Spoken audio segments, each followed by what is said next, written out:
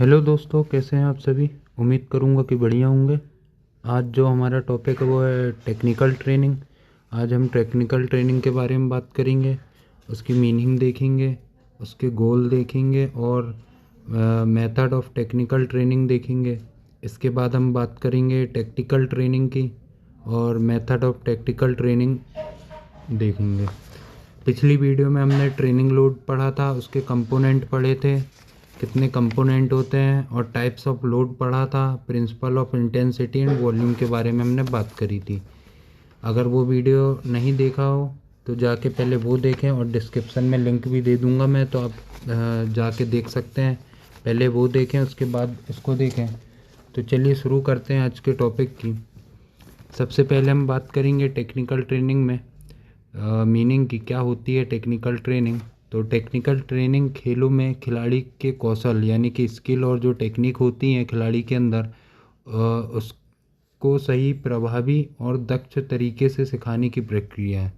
मतलब कैसे वो प्रभाव अपना डाल पाएगी इस गेम में, और दक्ष तरीके से सिखाने की प्रक्रिया है। इसका उद्देश्य कि खिलाड़ी को किसी खेल की तकनीकी गतिविधि जैसे कि स्प्रिंट, टेक्निक ऑफ सर्व और ड्रिबलिंग, शॉट पुट को सही ढंग से कम ऊर्जा खर्च करके अधिक प्रभावशीलता के साथ कर सके। यानी कि एक परफेक्टनेस आनी चाहिए। स्प्रिंट में भी कई प्रकार की टेक्निक्स होती हैं, और टेक्निक्स ऑफ सर्व, कई प्रकार के सर्व की टेक्निक होती हैं। कैसे अपना स्टांस, फॉलो थ्रू और एग्जीक्यूशन कैसे देना, उसकी अलग टेक्निक रहती है हर चीज़ में। आगे देखेंगे खेल विशेष की तकनीकी कौशलों को सिखाना, सुधारना और पूर्णता तक ले जाना। खेल विशेष की तकनीक कौशलों को सिखाना, सुधारना और पूर्णता तक ले जाना ही टेक्निकल ट्रेनिंग है। गोल्स ऑफ टेक्निकल ट्रेनिंग की बात करेंगे। To develop the player understanding of sports technique, खेल तकनीक की समझ विकसित करना। Making movement accurate, fast, balance and effective, movement को सही तरीके से, तेज़, संतुलित भी रहना चाहिए और प्रभावी बनाना। Develop skills to competition level, प्रतियोगिता स्तर, कौशल विकसित करना और परफॉर्मेंस को बढ़ाना, मैक्सिमाइज परफॉर्मेंस। आगे बात करेंगे हम मेथड की। तो सबसे पहले देखेंगे डेमोन्स्ट्रेशन मेथड। इसके अंतर्गत कोच सही तरीके, और मेरे को लगता है ये डेमोन्स्ट्रेशन मेथड मालूम होनी चाहिए सभी को, तब भी मैं बता देता हूँ। कोच सही तरीके से सही टेक्निक से अपनी क्रिया दिखाकर सिखाता है। यानी कि कोई भी मूवमेंट है गेम के अंदर, जैसे कि the take off and flight of long jump, तो पहले कोच करके दिखाएगा वो चीज़, और फिर उसको जो स्पोर्ट्स पर्सन है फिर वो देख के वो सीखेगा। तो ये डेमोन्स्ट्रेशन मेथड है जिसमें कि कोच सही तरीके, टेक्निक, अपनी क्रिया दिखाकर सिखाता है। मतलब खुद करके दिखा के सिखाता है, खुद करता है तभी सिखाएगा। दूसरे नंबर में देखेंगे इमिटेशन मेथड। अब जो कोच यहाँ पे डेमोन्स्ट्रेशन मेथड में सिखा रहा है उसी से रिलेटेड है ये दूसरा वाला इमिटेशन मेथड। इसमें कुछ गलतियाँ सुधारता है। जो चीज़ वो सिखाया आपको बोलेगा कि अब आप करो, और अगर जैसे कोई भी स्पोर्ट्स पर्सन गलती कर रहा है तो वो वॉच करेगा, जो कोच रहेगा हर बारीकियाँ से देखेगा, और उसके बाद जो भी आप गलती कर रहे हो उसको वो सुधारेगा। तो ये होता है इमिटेशन मेथड।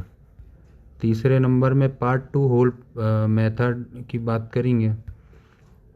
आंशिक से पूर्ण विधि, इसका हिंदी अनुवाद। जब कोई टेक्निक जटिल यानी कि बड़ी, कॉम्प्लेक्स होती है, उसे छोटे छोटे भागों में विभाजित कर दिया जाता है। यानी कि कोई भी चीज़ जैसे बड़ा है तो उसको हम छोटे छोटे भागों में बांट देते हैं। खिलाड़ी प्रत्येक भाग का अभ्यास करता है और फिर सभी भागों को एक साथ जोड़कर पूरी टेक्निक के साथ अभ्यास करता है। इसके अंतर्गत सबसे पहले आपको स्टांस कैसे आपको खड़े होना है और फॉलो थ्रू, और उसके बाद देन एग्जीक्यूशन आपको सिखाया जाता है। छोटे छोटे भागों में बांट दिया जाता है, छोटे छोटे पार्ट्स में बांट दिया जाता है। इसी को हम पार्ट टू होल मेथड कहते हैं। चौथे नंबर पे देखेंगे रिपीट प्रैक्टिस मेथड। अब जैसा कि इसमें लिखा है रिपीट मतलब दोहराना, किसी भी चीज़ को दोहराना, दोबारा करना। एक ही टेक्निक को बार बार अभ्यास कराया जाता है ताकि पूर्णता, एक परफेक्टनेस आए। तभी उसको बार बार कोई चीज़ करते हैं तो वो परफेक्टली बन जाती है। पाँचवें नंबर पे देखेंगे प्रोग्रेसिव मेथड। सरल से कठिन की ओर धीरे धीरे बढ़ना, यानी कि हम कुछ भी चीज़, कोई भी गेम खेलते हैं तो एकदम से हम खेलने नहीं लग जाते हैं। पहले उसकी बारीकियां समझते हैं, धीरे धीरे हम वो गेम खेलना सीखते हैं। Simple too difficult. छठे नंबर पे देखेंगे तो ट्रायल एंड एरर मेथड। जो खिलाड़ी रहता है वो बार बार कोशिश करता है, गलती करता है और फिर सीखता है। यानी कि बार बार कोशिश करके जो गलती है वो गलती को चेक करके कि कहाँ मैं गलती कर रहा हूँ, उससे ही सीखता है। तो ये होती है ट्रायल एंड एरर मेथड। सातवें नंबर पे देखेंगे फीडबैक मेथड। कोच खिलाड़ी को उसकी असली गलती को बताता है एवं सुधार के लिए सही तरीके बताता है। इसमें फीडबैक में कोच एक फीडबैक देता है उसको, जैसे हफ्ता भर वो वॉच करेगा या जितने भी दिन, या डेली का फीडबैक कि आज तुमने ये गलती करी। कोच जो रहेगा वो पूरा खिलाड़ी को देखेगा, एथलीट को देखेगा कि वो कहाँ, कब और कैसे गलती कर रहा है। ये चीज़ वो खिलाड़ी को बताएगा कि तुम यहाँ ऐसे गलती कर रहे हो, एवं उसके सुधार के लिए जो सुधार उसमें करना है खिलाड़ी में, एथलीट में, उसके लिए एक सही तरीका बताएगा कि कहाँ वो गलती कर रहा है और उसको सुधारना कैसे है, तो वो बताएगा। ये होती फीडबैक मेथड। आगे देखेंगे, ये हो गया है टेक्निकल ट्रेनिंग ख़त्म। यहाँ तक का जो है वो टेक्निकल ट्रेनिंग ख़त्म हो चुका है। इसके बाद का जो टॉपिक है वो है टेक्निकल ट्रेनिंग। इसको भी आज हम ख़त्म कर देंगे, इसकी भी बात करते हैं। तो सबसे पहले देखेंगे इसकी मीनिंग। इसके अंतर्गत खिलाड़ी को खेल के दौरान सही समय पर सही निर्णय लेना, स्थिति को समझना और रणनीति का प्रभावी उपयोग करने की क्षमता विकसित करता है। It focuses on how to play, not just how much और हाउ फास्ट। यानी कि ये आपको बताता है कि आपको कैसे खेलना है, ये नहीं कि कितना खेलना है और कितना तेज खेलना है। इसके अंदर जो टैक्टिकल ट्रेनिंग है वो आपको ये बताता है कि आपको कैसे खेलना है, ये नहीं बताता है कि आपको कितना और कितना तेज़ खेलना है। टैक्टिकल ट्रेनिंग जैसे कि यहाँ देखा is equal to game intelligence, decision making and strategic play. यानी कि खेल बुद्धिमत्ता, निर्णय क्षमता और रणनीतिक खेल, यही होता है टैक्टिकल ट्रेनिंग। अब ये खिलाड़ियों को क्या मदद करता है, एथलीट्स को क्या मदद करता है, अंडरस्टैंड गेम सिचुएशन। जो खेल है उसकी जो भी सिचुएशन है उसको समझने में मदद करता है। Take quick and correct decision, सही निर्णय, जल्दी एवं सही निर्णय लेना।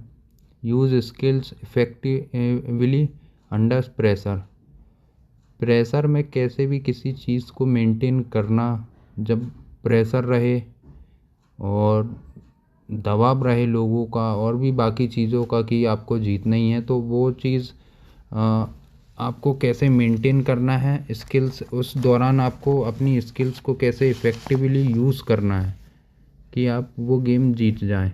तो ये होता है tactical training. Outsmart the opponent, यानी कि प्रतिद्वंदी को मात देना, जो आपका ओपोनेंट है उसको हराना की क्षमता जो है वो प्राप्त होती है इससे।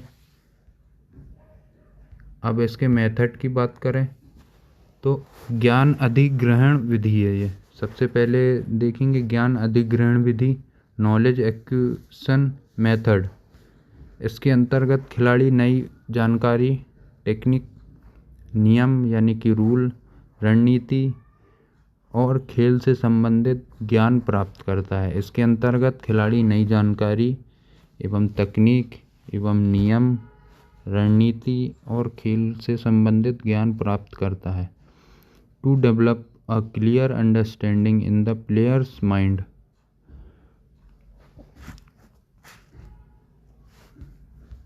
आगे देखते हैं।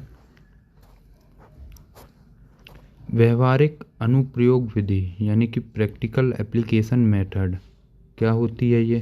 तो इसके अंतर्गत खिलाड़ी को सीखी हुई टेक्निक, जो खिलाड़ी टेक्निक सीख रहा है और जो स्किल्स सीख रहा है यानी कि कौशल या नियमों का वास्तविक, और जो रूल होते हैं उनका वास्तविक अभ्यास मैदान में, वो ग्राउंड में करना, यानी कि लर्निंग बाय डूइंग, करके सीखना। जो बात कोच पहले समझाता है उसे खिलाड़ी खुद करके सीखता है, यानी कि जो आपको कोच समझा रहा है बोल के, वो खिलाड़ी को खुद करके सीखना है। ये आपको इसके अंतर्गत ये आएगा। थर्ड देखेंगे and the last, may be last है ये। थर्ड वाला देखेंगे रचनात्मक क्षमताओं का विकास विधि, यानी कि development of creative abilities method. खिलाड़ी का नया विचार सोचना, नए तरीके अपनाना और अलग अलग परिस्थितियों में समाधान निकालना, यानी कि जो न्यू टेक्निक्स या न्यू बोलेंगे उसको, जब कबड्डी में भी या रेडर रेड करने जाता है तो वो नई नई टेक्निक निकाल लेता है, और क्रिकेट में नए शॉट्स, अजीब व गरीब शॉट्स आ जाते हैं। कहीं बॉल पीछे मार रहा है पलट के, कहीं सामने मार रहा है पलट के, तो उल्टे सीधे शॉट्स कब और सही तरीके से कैसे आपको एग्जीक्यूट करना है, तो ये इसके अंतर्गत आता है। रचनात्मक क्षमताओं का विकास विधि, यानी कि development of creative abilities method. खिलाड़ी के नए विचार सोचना, नए तरीके अपनाना, कब और कैसे अपनाना है, अलग अलग परिस्थितियों में समाधान निकालना। अलग अलग परिस्थिति, जैसे आप कभी जीत रहे हो तो आपको गेम कैसे चलाना, हार रहे हैं तो आपको कैसे गेम को जीतना है, ये इसके अंतर्गत सीखते हैं। तो यहाँ पे हमारा ये टॉपिक ख़त्म होता है। अगर आपकी कोई भी क्वेरी है तो आप कमेंट बॉक्स में लिखें, मैं देखूँगा उसको। वीडियो को लाइक करें, चैनल को सब्सक्राइब अभी तक नहीं किया तो ज़रूर कर लें। बहुत बहुत धन्यवाद।